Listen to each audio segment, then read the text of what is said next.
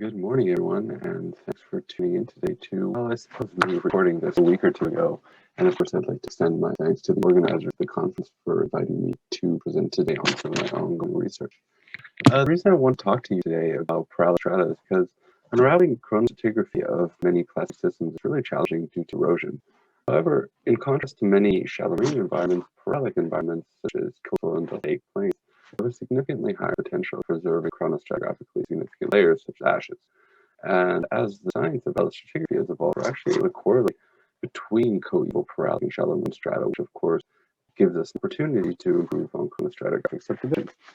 And for this, we will be looking at an example from the McMurray Formation today.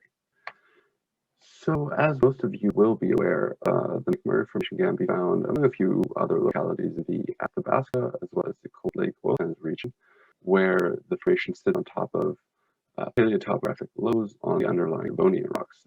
And these topographic lows are interpreted as paleovalleys, the most prominent of which, of course, being the Assiniboia Valley. My research focuses on the northeastern part of the McMurray Basin here, which is also known as the Firebag Tributary.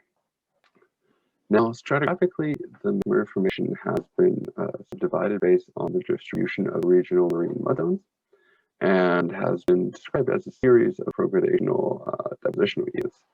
And these depositional units are often partially, or if we're being honest, often mostly removed by coeval channel belts and or later incised valleys. So in contrast to many of the deposits of the McMurray Formation, the deposits of the Firebag Tributary exhibit a significantly higher proportion of the deposits of deltaic and coastal plains, specifically the deposits of peat-forming mires, which would be coast, or the deposits of some of the interfluve areas which may form paleosalts. And in 2019, we published this paper in the International Journal of Coal Geology, in which we showcased how petrographic trends within the coal seam sitting atop the lower McMurray Formation here directly relate to and highlight the earliest transgression of the boreal sea in the Cretaceous. So if these holes actually represent relative sea level rise, we should be able to correlate them to some of the regional marine mudstones. And for that, I'd like to take you on a stratigraphic cross-section that I've been working on for the McMurray Formation in my study area. So what we see here is an east to west running cross-section from A to A prime here to here. And what we can see is the fairly consistent coal seam sitting atop the lower McMurray Formation down here.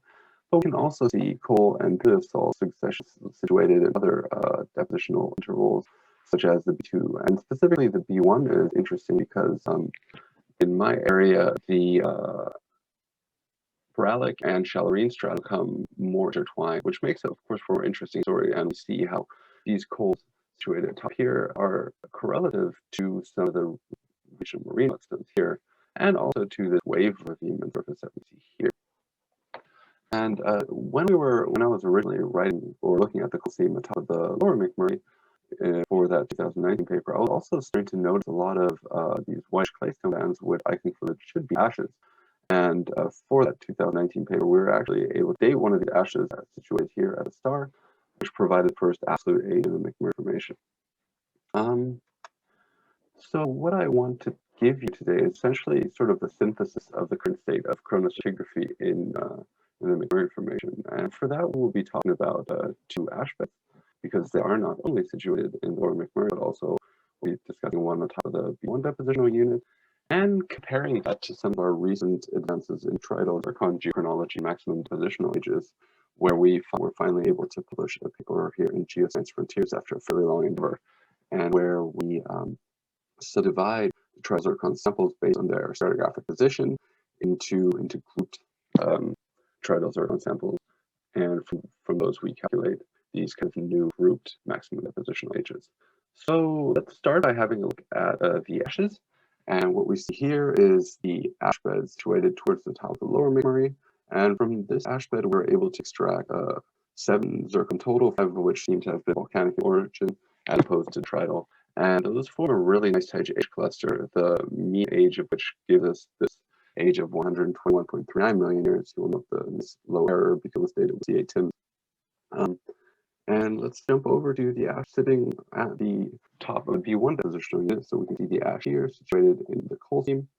And here is the top of the one depositional unit, which is overlaid by some of these pro-deltaic looking laterolithics of the A2 interval. And similar to the ash in the lower McMurray, we're also able to extract 7 zircon. Unfortunately, only 2 of these seem to have been volcanic in origin, but also give us a really, luckily, nice tight age cluster here, which has a mean age of 115.07 million years.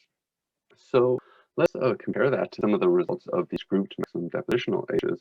And when we have a look at this graph, well, unfortunately, we won't have time to talk about the details today. We can see that the different calculated maximum depositional ages for lower McMurray seem to work really well with the age of the lower McMurray ash, which is great news.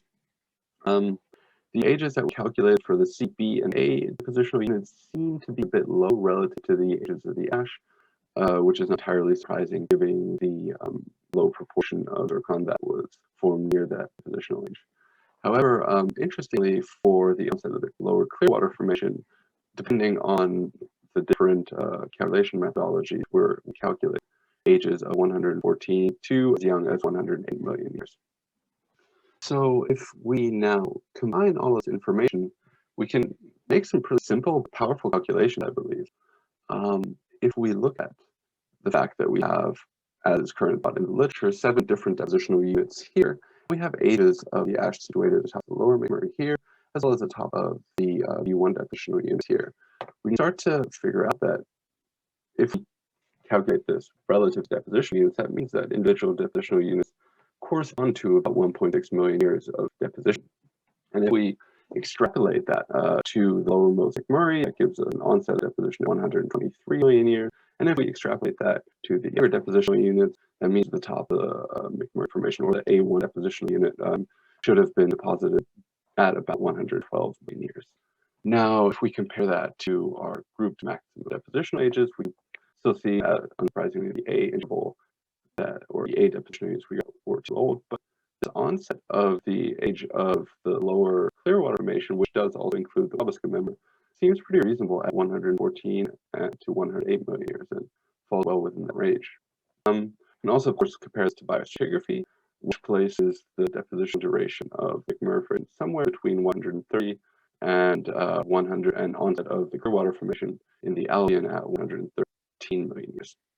So I do believe that the ages that we get from these ashes and the depositional durations and the extrapolated ages does seem to merit a pretty reasonable amount of confidence that the McMurray Formation was deposited during the earliest Albion to the earliest Albion. And with that, I'd like to thank you all for your attention. And of course, I'd like to thank the sponsors of the McMurray Research Consortium, being EP, Novus, Husky, Nexon, and Woodside. And of course, if any of you are interested in some of the papers I've been talking about today, feel of course free to reach out to me at any time. And with that, I'd like to open for questions. Thank you very much.